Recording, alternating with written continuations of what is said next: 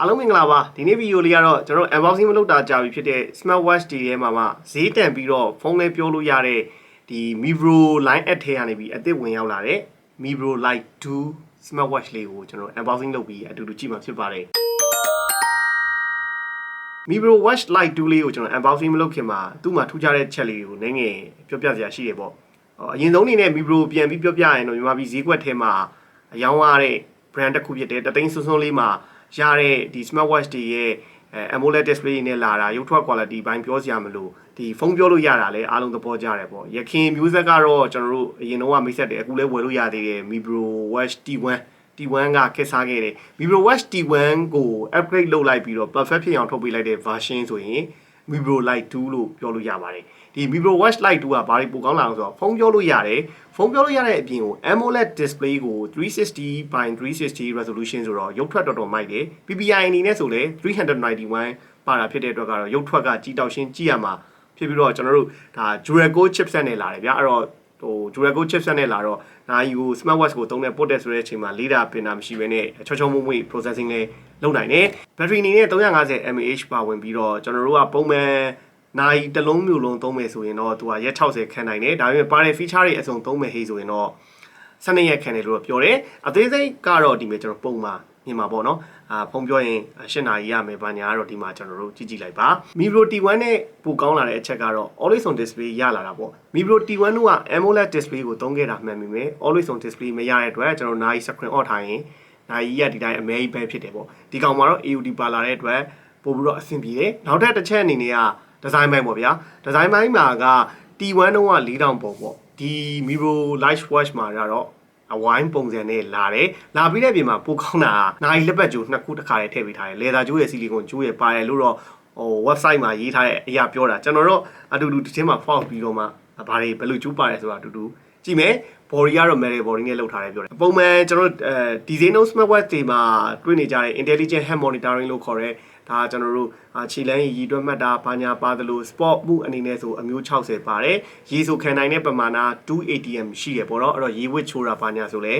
အဆင်ပြေတယ်အဲ့တော့အပြင်မှာဒီ Mibro Watch Lite 2 လေးကဘယ်လိုအနေထားကြည့်လဲကျွန်တော်တို့အတူတူ unbox လုပ်ပြီးတော့ကြည့်လိုက်ရအောင်ပါ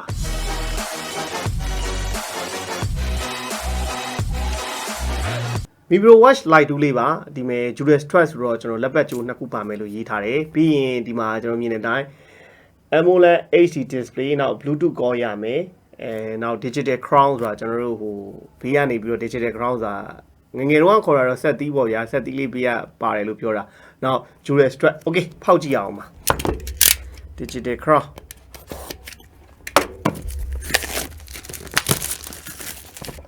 ရော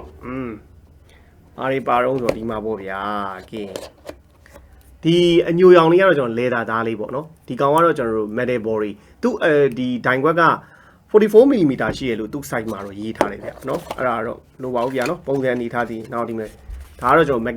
magnetic ကြိုးလေးအားသွင်းဖို့အတွက်နော်အခုနောက်ပိုင်းကတော့အားလုံးသိတဲ့အတိုင်း magnetic ကြိုးတွေပဲလာတော့တာပေါ့နော်အားသွင်းဖို့ magnetic ကြိုးလေးပါမယ်နောက်လက်ပတ်ကြိုးကတကယ်နှစ်ခုပါတာဗျနော်ဒီမဲ့ကျွန်တော်ဆီလီကွန်ကြိုးပါတယ်အနက်ရောင်ကကျတော့ဆီလီကွန်ကြိုးလေးဟိုကောင်ကလေသာဒီကျွန်တော်တို့အညူရောင်လေးကကျတော့လေသာကြိုးလေး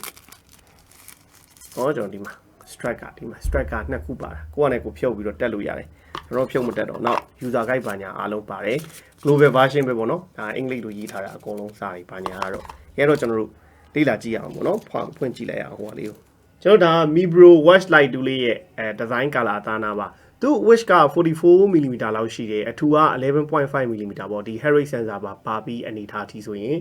အထူကရှိရပေါ့ဒီကျွန်တော်ပြော digital crown ဆိုတာဒါလေးပေါ့ဗျာကျွန်တော်တို့ငယ်ငယ်တော့ခေါ်တာ set သီးလို့ခေါ်တာလားเนาะအဲ့လိုခေါ်မယ်ပြီးရင်ကျွန်တော်ဒီမဲ့ဖုန်းပြောဖို့အတွက်ကြားဖို့အတွက်ဒါ speaker ပါတယ်ပေါ့ဒီအရှည်ကကျွန်တော်တို့ဒါ245 mm လောက်ရှိရလို့ပြောပါတယ်ဒီကျွန်တော်တို့ strap ဒီလိုမျိုးဆွဲတဲ့အခြေကဒီနိုင်လက်ပတ်ကြိုးရဲ့ဗျာ22 mm ပေါ့နော်လက်ပတ်ကြိုးလေးရဲ့အခြေကဒီဇိုင်းအသားနာတော့တော်တော်လေးတော့လာတယ်ဒီ frame တစ်ခုလုံးကတော့ metal အနေနဲ့သုံးထားတာဖြစ်ပါတယ်နောက်ဒီ display ရဲ့မျက်နှာပြင် size ပေါ့နော်မျက်နှာပြင် size ကကျွန်တော် 1.3 inch ရှိပြီးတော့ရှိမှပြောခဲ့လို့သူကကျွန်တော်360 by 360 resolution ဟိုမှာ391 ppi ဆိုတော့လုံးဝကြည့်တော့ရှင်းဗျာလုံးဝဒီနိုင်ကို AMOLED ကြီးကို share အနေနဲ့သုံးရမှာဒါကတော့ကျွန်တော်တို့ ပုံမှန်တိုင်းပေါ့ဒီ Mibro Lite 2ကိုအသုံးပြုမယ်ဟေးဆိုရင် scan ဖတ်ပြီးတော့ application download လုပ်ခိုင်းတာရှိပြီးသားဆိုတော့ပြဿနာမရှိဘူး။ तू က iOS ဆိုရင် iOS 10အထက်ရှိတဲ့ iPhone မြည်သည့်ဖုန်းမဆိုနဲ့ချိတ်ဆက်အသုံးပြုနိုင်တယ်။ Android ဆို Android version 5အထက်နဲ့ရှိတဲ့မြည်သည့် Android ဖုန်းနဲ့မဆိုချိတ်ဆက်အသုံးပြုနိုင်ပါတယ်။ Mibro Fit ပဲထင်တယ်ကျွန်တော်မှာတော့အရင်ဒီ Mibro တွေကဆန်းပြီးတော့ Mibro Fit ပေါ့နော်ဒီ application လေး Mibro Fit ရှိပြီးသားဆိုတော့ပြဿနာမရှိဘူးเนาะအဲ့တော့ကျွန်တော် Mibro Fit ရှိပြီးသားဆိုတော့တခါတည်းပဲ join လိုက်တော့မယ် Play Store ထဲမှာလည်း Play Store ထဲမှာ Mibro Fit ဆိုပြီးရိုက်ရှာလဲရတယ်ဒီကျွန်တော်တို့ဟိုကိုယ့်ရဲ့ဖုန်းကဟို scan ပါလဲဆိုလဲ scan ဖတ်ပြီးတော့ကျွန်တော်တို့ရှာလို့ရတယ်ပေါ့နော်နောက်တော့ကျွန်တော် Mibro Fit ကိုဝင်လိုက်မယ် Apple ID နဲ့ပဲဝင်ပြီးတော့ချိန်လိုက်တော့မယ်ပေါ့နော်ဒီကောင်ရှာလိုက်တော့မယ်ဒါကျွန်တော်တို့ဟိုဖတ်မှာပေါ့နော် scan ဖတ်မှာဆိုတော့ဒီမဲ့အဲ့တော့ Mibro Fit ထဲမှာကျွန်တော်ဒီမဲ့ device ရှိရဗျာအဲ device ကိုသွားပြီးရင်ကျွန်တော်ဒီမဲ့ Mibro Watch C2 ဆိုတာကျွန်တော်အရင်ဟာကြီးပေါ့နော်အရင်ဟာမဟုတ်တော့ဘူးကျွန်တော်ထပ်ချိန်မှာပေါ့အဲ့တော့ဒီမဲ့ add device ပေါ့နော်ကျွန်တော် add device မှာတစ်ချက်နှိပ်လိုက်နှိပ်ပြီးဒီမှာကျွန်တော်ရေးထားတယ်ကျွန်တော်ချိန်ချင်တာ Mibro Watch Lite 2ပေါ့နော် Mibro Watch Lite 2ဒီမှာတွေ့နေပြီပေါ့နော်တွေ့နေဆိုရင်ကျွန်တော်တစ်ချက်နှိပ်လိုက်အဲ့ဒါဒီမဲ့ချိန်သွားပါလိမ့်မယ်เนาะကျွန်တော်ချိန်မှာလားဆိုချိန်မယ်ပေါ့ဒါပဲပေါ့เนาะပဲလောက်လိုက်ရုံပဲဒါကကျွန်တော်တို့ဒီ Bluetooth မှာ audio ချိတ်တာပေါ့နော်အဲ့ဒါကဟိုဗာလဲဆိုတော့ကျွန်တော်တို့ဖုန်းပြောတဲ့အချိန်ကျရင် connect ဖြစ်အောင်ကျွန်တော်တို့ချိတ်ရမှာအဲ့တော့ကိုယ့်ရဲ့ဖုန်း Bluetooth ထဲမှာအရင်ဝင်လိုက်ပေါ့ဗျာကိုယ့်ရဲ့ဖုန်း Bluetooth ထဲမှာဆိုတာ setting ထဲကိုသွားလိုက်ဒါမှမဟုတ် Android အနေထားနဲ့ဆိုလဲအတူတူပဲပေါ့နော် setting ထဲကိုသွားလိုက်ပေါ့နော်ကျွန်တော်နမူနာပြလိုက်မယ် setting ထဲကိုသွားမယ် setting ထဲမှာသွားပြီးကျွန်တော်ဒီမှာ Bluetooth ဆိုတာရှိလိမ့်မယ် Bluetooth မှာဒီမှာ audio device အနေနဲ့ကျွန်တော်ထပ်ချိတ်ရမှာဒီမဲ့ HAPW011FD22 အဲ့ကောင်လေးကိုချိန်လိုက်တော့မှကျွန်တော်တို့ဖုန်းပြောရင်အတန်ထွက်မှာပေါ့တချို့ကျွန်တော်တို့မေးတာရှိရဲဟိုspeaker ကနေဒီကနေတချင်းဖွင့်မကြားချင်ဘူးဆိုအဲ့ကောင်ပြန်ဖြုတ်ပြအောင်အခုဆိုရင်ကျွန်တော်တို့ဖုန်းခေါ်လို့ရသွားပြီဗျာအဲ့တော့နမူနာကျွန်တော်ဖုန်းခေါ်လို့ရတဲ့ဟာဆိုနမူနာကျွန်တော်ပြပေးမယ်နော်ဒီကနေတော့ဒီ digital crown လေးကိုတစ်ချက်နှိပ်လိုက်ပါဗျာနှိပ်လိုက်တဲ့ဟိတ်ဆိုရင်ကျွန်တော်တို့သုံးလို့ရ application တွေပါတယ်ဒီမှာဖုန်းပေါ့ဗျာဖုန်းခေါ်မယ်ဆို recent call ဘာညာရှိတယ်ပြီးရင်ကျွန်တော် dialer နဲ့ခေါ်ကြည့်လိုက်မယ်နော်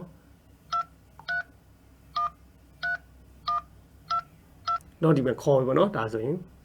ဟုတ်ကဲ့မင်္ဂလာပါဇက်ကလားမသိဘူးဟယ်လိုအော်အေးကြားတယ်ဘာမှမဟုတ်ဘူးဖုန်းက Mibro Watch Lite 2 ဆန်းတာတစ်ချက်ဖုန်းပြန်ခေါ်ပေးသမှာနော်ဖုန်းအေးဖုန်းတစ်ချက်ပြန်ခေါ်ပေးပါဟုတ်ကဲ့အဲ့တော့ဒါပေါ့နော်ဒါကတော့ကျွန်တော်ခေါ်ပြတာအဝင်ကောကျွန်တော်ပြမယ်ဒီမဲ့ကျွန်တော်တို့တလား site အကြီးသေးကိုဒီလိုလှည့်ပြီးတော့လုပ်ပြရသေးတယ်ပို့ပြီးတော့ကောင်းတဲ့မိုက်လာတာဒီ AOD ပါလာတော့အမိုက်ဆုံးပဲပေါ့နော်ကျွန်တော်ဒါဆိုကျွန်တော်ဖုန်းဝင်လာပြီတခါတည်းဒီကနေကျွန်တော်ဖြေလို့ရတယ်ပေါ့နော်အဲ့တော့ဒီမှာကင်လိုက်ပါဗျာဟယ်လိုကြားရနော်ဟုတ်ကဲ့ပါဟုတ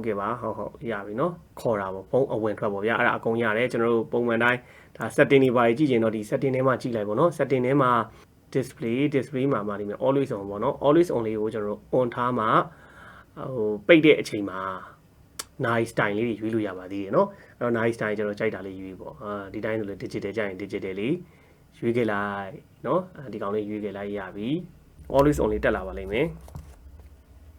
ဒီမှာရပြီเนาะဆိုကျွန်တော်ဒီပဲ always on display လေးပါနေတဲ့အတွက်ဒီလိုလေးပေါ့ဗျာအရင် T1 တုန်းကအဲ့လိုအဆင်မပြေခဲ့ဘူးပေါ့เนาะ okay ပါအဲ့တော့ဒီမှာပေါ့ဗျာတချင်းဖွင့်ရင်တော့ဒီကထွက်မှာအတန်ကြီးကဒီကထွက်မှာအဲ့ဒါကျွန်တော်ခုနပြောတဲ့ Bluetooth တွေကနေပြီးတော့တခုသွားပြင်ဖြုတ်တော့မှ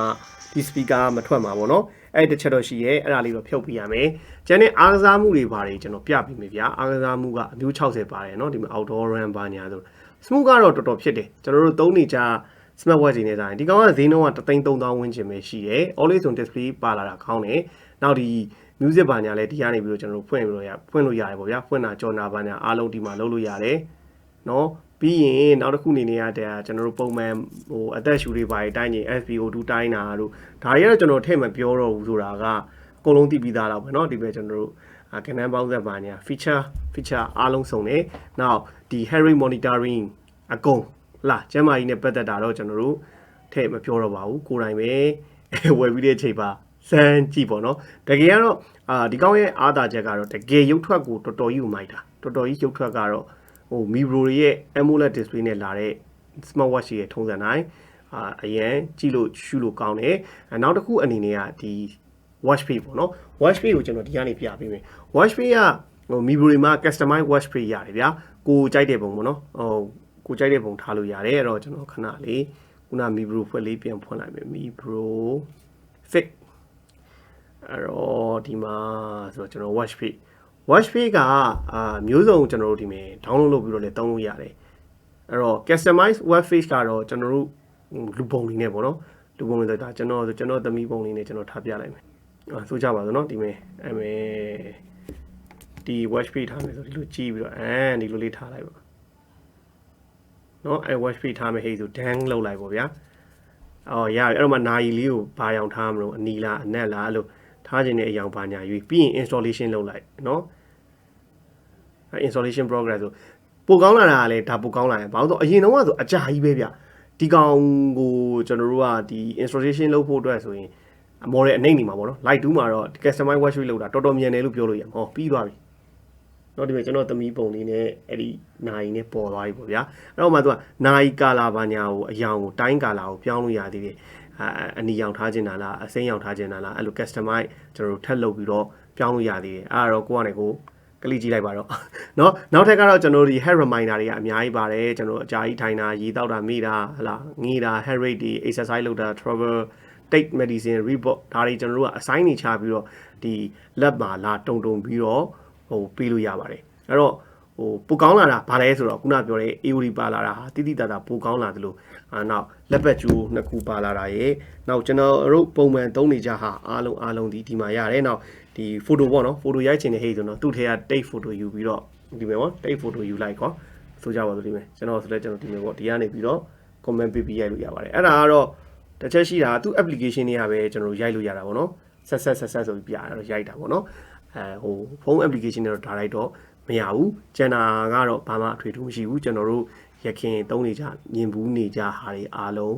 ပါပါတယ်အဲ့တော့အထွေထူးကျွန်တော်ဘာမှမပြောဘူးเนาะနောက်ဆုံးအနေနဲ့ကတော့ကိုယ့်ရဲ့ဟလာ Mibro Watch Lite 2လေးကိုဝယ်ခြင်းနဲ့ဟေ့ဆိုရင်ဒီချိန်မှာတော့ဗျာ T1 နဲ့ Lite 2နဲ့ရွေးဟေ့ဆိုရင်တော့